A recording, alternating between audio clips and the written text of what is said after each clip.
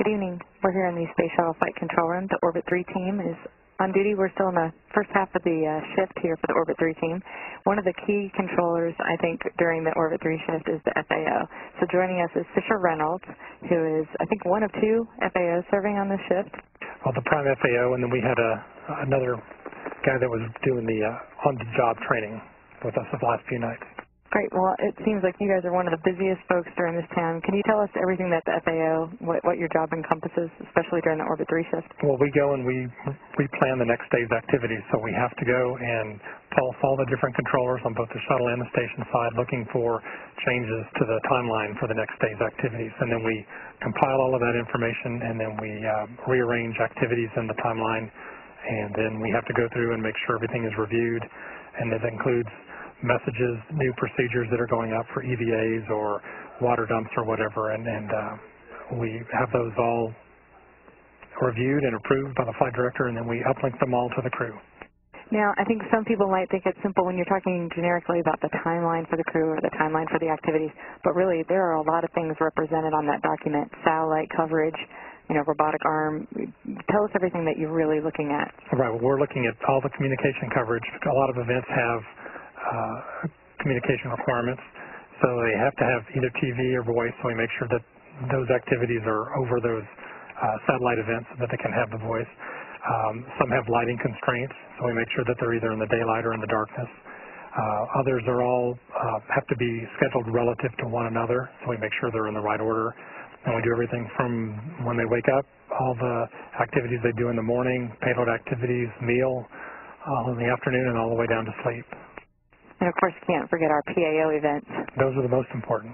You guys are really key to making those happen and ensuring that we have all the communications coverage we need and the right crew members participating. So thank you for all your help. Those are ones that we are constantly looking at and tweaking the times to make sure we have a good TV coverage.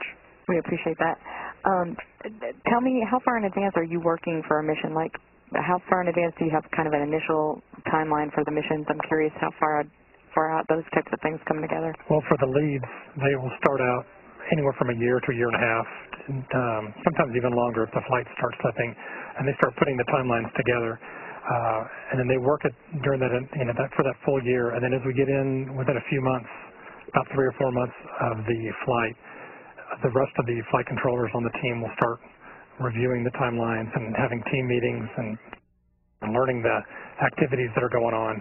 So in about 3 or 4 months we start getting involved, and in the last few weeks there's a lot of studying in preparation for the flight.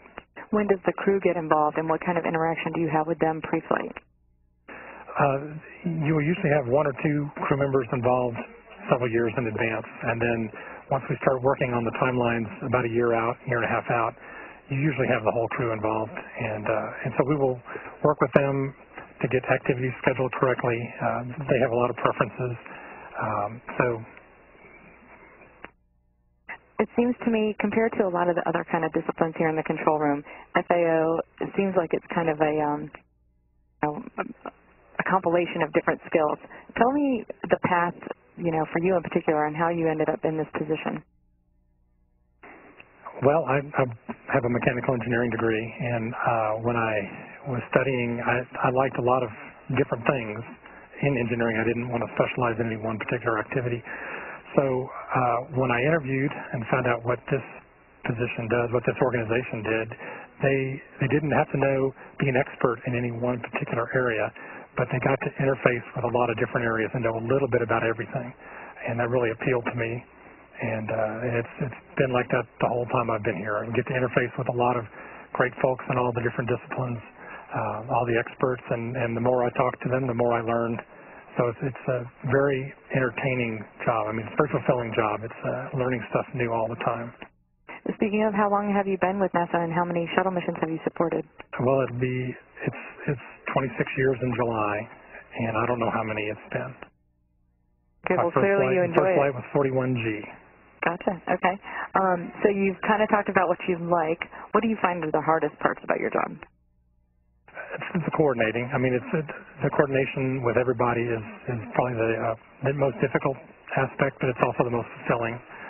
And just sometimes it can be hard to get everything coordinated just right amongst all the different disciplines. but you just keep plugging at it, and it's very fulfilling once you get it all accomplished. Yeah, it's kind of interesting. At the start of our shift, you know, sometimes it just looks like a puzzle that the pieces are scattered everywhere, and by the end, you guys have it nicely, tightly, you know, wrapped up with a bow and ready for the crew. So it's kind of an amazing job that you have pulling that all together. Well, that's the way we like it to appear to work. Speaking of, I'm sure you have some folks that support you. What kind of backroom, you know, teams do you have that help you through the shift? Well, we've got 4 different positions in the back room. One is the pointing position, and they're the ones that check all of our communication coverage, predictions, and any attitude changes that the orbiter goes through. They're the ones that come up with those. We have our timeliner, who is the one that's actually putting all of these activities on paper to a computer system, rearranging, shuffling all the activities. We have MATS folks. They're called MATS, M-A-T-S, Message and Timeline Support. They're the ones that put together all the messages that are sent up to the crew. And then we have our OCA support, and they are the position that actually uplinks the timelines and the procedure updates to the crew, to their laptops. So we have a network connection to laptops that the crews have on board. So they're the ones that actually uplink that, and then they downlink all the imagery that the crew takes. Well, it's very impressive. Thank you so much for taking the time to share with us a little bit about your position and how that all comes together. You're welcome. Thank you. Again, this is Fisher Reynolds, the Flight Activities Officer for the Orbit 3 team here in the Space Shuttle Flight Control Room, just one of the talented team members supporting our STS-132 mission.